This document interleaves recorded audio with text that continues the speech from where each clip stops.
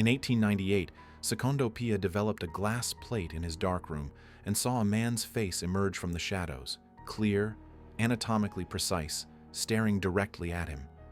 But Pia hadn't photographed a person. He'd photographed a cloth, a medieval cloth that had been hanging in a church since 1354.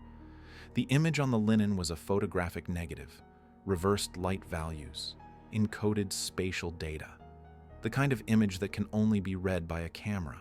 Yet photography was invented in 1839. But the cloth? It was 500 years old. Around 1354, a French knight named Geoffrey de Charny displayed a linen cloth in the small collegiate church of Lirey. He claimed it was the burial shroud of Christ. He never explained where he got it. The cloth is 14 feet long, 3.5 feet wide, woven in a herringbone pattern. It bears the front and back images of a naked man covered in wounds, puncture marks, lacerations across the back, and bloodstains covering the scalp. For medieval viewers, it was a barely visible stain requiring faith to interpret. But the church's most important relic, the burial shroud of Jesus, has no verified existence for Christianity's first 1,300 years. No gospel mentions it surviving past the tomb. No early Christian writer describes it. No Byzantine emperor displays it. Theories connect it to the image of Edessa or the Mandylion, a face cloth that disappeared during the sack of Constantinople in 1204. But these remain unproven. The physical object now in Turin has no confirmed provenance before the 14th century. By 1389, Bishop Pierre d'Arcis of Troyes wrote to the Pope claiming fraud. According to d'Arcis, his predecessor had investigated the shroud and the artist had confessed, admitting the cloth was cunningly painted to attract pilgrims and their money. Relics were profitable. The shroud appeared during a boom in holy artifacts following the Black Death, when demand for spiritual reassurance drove a thriving trade. A burial shroud would draw crowds. The motive was clear. But the image itself would reveal details no medieval forger should have possessed. Pia's photograph transformed the shroud from a religious relic into a forensic object. The negative revealed not just a face, but anatomical precision. Features invisible to the naked eye appeared in the reversed image, the contours of a broken nose, blood trails following gravity, and the hollow of eye sockets. For 5 centuries, viewers had been looking at chaos. The camera revealed order. Painters create images by applying pigment. Highlights are added material. The shroud image forms through the absence of color, not its presence. Darker areas on the cloth become lighter in the negative, exactly as photographic negatives function. But photography didn't exist in 1350. A medieval forger would have painted an image optimized for the human eye, the only verification method available in his era. The shroud's image is optimized for a technology invented 5 centuries later. The creator would have encoded reversed light values, knowing no one in his lifetime could see it correctly. He worked for an audience that didn't exist yet.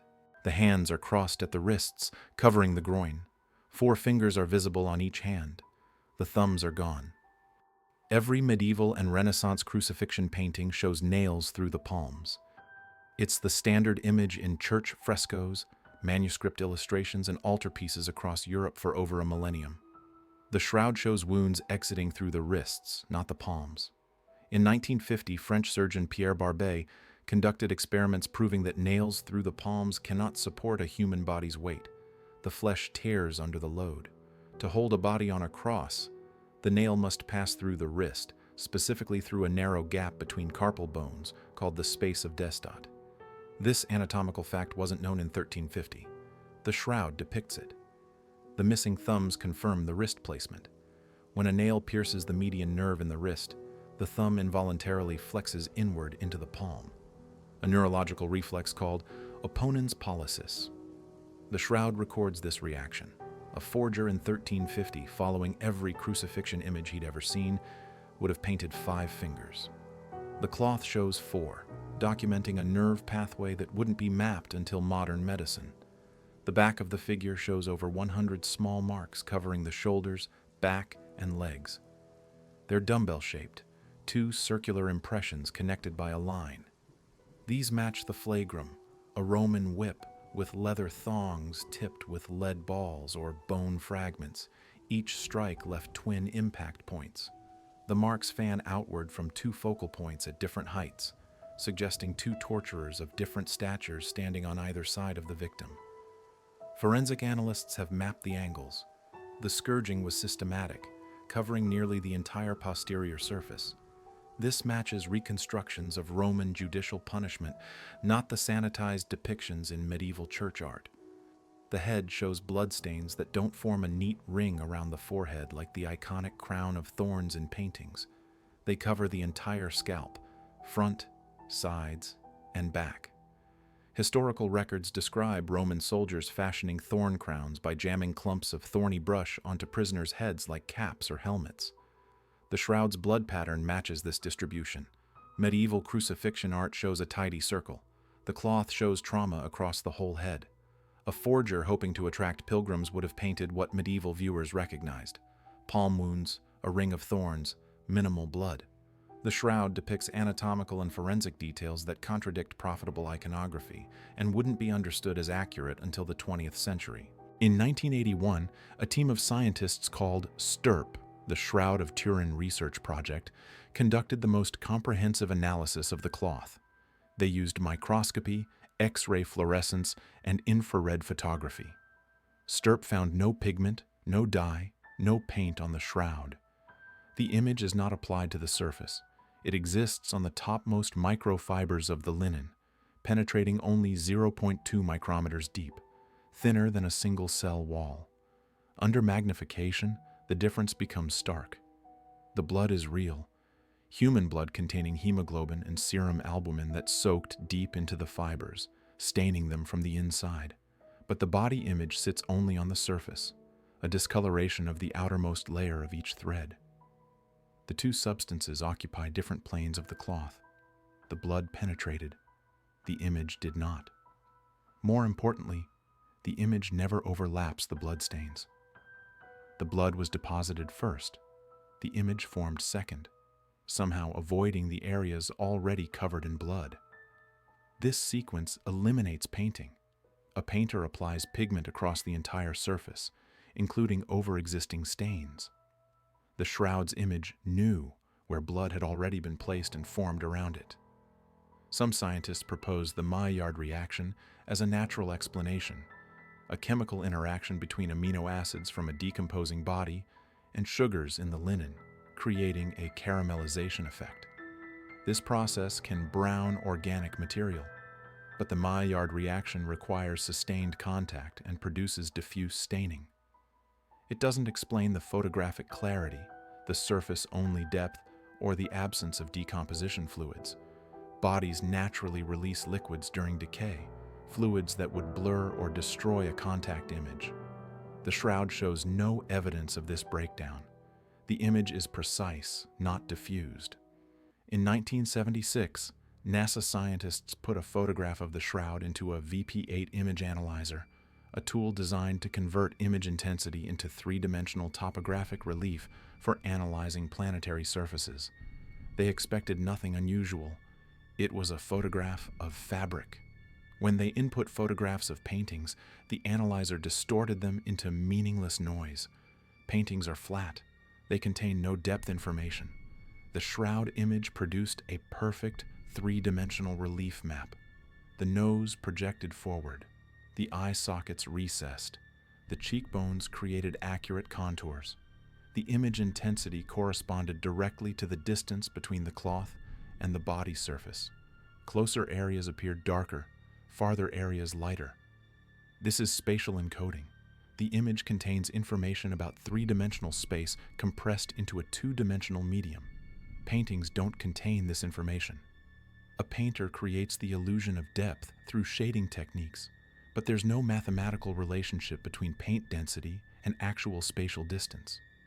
Photographs capture light reflected from surfaces, but they also don't encode true distance. They're optical projections. The shroud image behaves like neither. It records proximity as if the cloth and body interacted through a distance-sensitive mechanism no one has identified. No known medieval technique produces an image with these combined properties: no pigment, surface-only depth, blood image separation, and embedded three-dimensional spatial data. In 1532, A fire nearly destroyed the cloth. The shroud was stored in a silver reliquary in the Sainte-Chapelle in Chambéry when flames engulfed it. Molten silver burned through the folded linen, leaving symmetrical triangular scars that now frame the body image. The heat was intense enough to melt metal and char cloth. Yet the image itself, supposedly formed by some unknown energy transfer or chemical process, wasn't replicated or enhanced by the fire. The extreme heat that nearly destroyed the cloth left the image formation mechanism completely unaffected. Whatever created the original image didn't occur again under conditions that should have triggered any heat-based or chemical process. A medieval forger creating this image would have needed to be simultaneously a medical anatomist 600 years before modern anatomy, a photographer 500 years before photography, and a physicist using image formation techniques still unknown to science. He would have needed to understand that nails through the palms won't hold a body, so he depicted wrist wounds, contradicting every crucifixion image in medieval Europe. He would have needed to know that wrist trauma causes thumb flexion, so he hid the thumbs. He would have needed to encode reversed light values into the image, knowing a future invention called a camera would reveal the true picture, even though no one in 1350 could verify his work. And he would have needed to reject every artistic convention that made relics profitable, painting anatomical details medieval pilgrims wouldn't recognize as correct. The alternative is that this is an authentic 1st century burial cloth, but Christianity's central relic has no verified history for 1300 years. It appears suddenly in 14th century France with no explanation. In 1988, 3 independent radiocarbon laboratories, Arizona, Oxford, and Zurich, tested samples from the shroud. All 3 dated the linen to between 1260 and 1390 AD. Medieval origin, confirmed by the most reliable dating method in archaeology. The bishop's 1389 accusation appeared vindicated. The cloth was a 14th century forgery. But defenders argued the samples came from a corner patch added after the 1532 fire. Textile experts claimed medieval repair work used an invisible reweave technique that could contaminate carbon dates by introducing newer fibers into the tested sample. The labs rejected this explanation. The debate remains unresolved. The radiocarbon date is the strongest single piece of physical evidence for medieval origin. It's direct, testable, and reproducible. But it contradicts the anatomical precision unknown in 1350, the image formation mechanism still unidentified, and the 3-dimensional spatial data that paintings cannot contain. Forensic pathologists confirm the anatomy is perfect. Chemists confirm there's no pigment. Physicists confirm the image properties are scientifically anomalous. Radiocarbon specialists confirm the cloth is medieval. Every expert uses accepted methodology. Every expert reaches a conclusion, and every conclusion contradicts another expert's. The shroud doesn't fail scientific examination. Science succeeds and produces results that refuse to coexist. Secondo Pia's camera revealed what 5 centuries of viewers couldn't see, a portrait encoded in reverse, readable only through technology invented 500 years after the cloth's documented appearance. The anatomical details contradict medieval art, but match modern forensic reconstructions of Roman crucifixion. The image contains no pigment, but encodes 3-dimensional spatial data through unknown means. The blood soaked in first, the image formed second, avoiding blood-covered areas through a mechanism that remains scientifically unidentified. The carbon dating points to 1350. The forensic evidence points to knowledge and processes unavailable in 1350. Both conclusions rest on rigorous scientific testing. One must be catastrophically wrong, but which methodology failed remains unclear. The Catholic Church does not officially claim the shroud is authentic. It calls it a mirror of the gospel, leaving the question of origin to science. Science has answered multiple times, in multiple ways, with multiple contradictions. If medieval, this is a forgery that required impossible knowledge and rejected profitable conventions. If authentic, this is a relic that survived 13 centuries without leaving a historical trace. After more than a century of examination, the shroud remains unresolved, not because evidence is absent, but because the evidence present cannot be reconciled.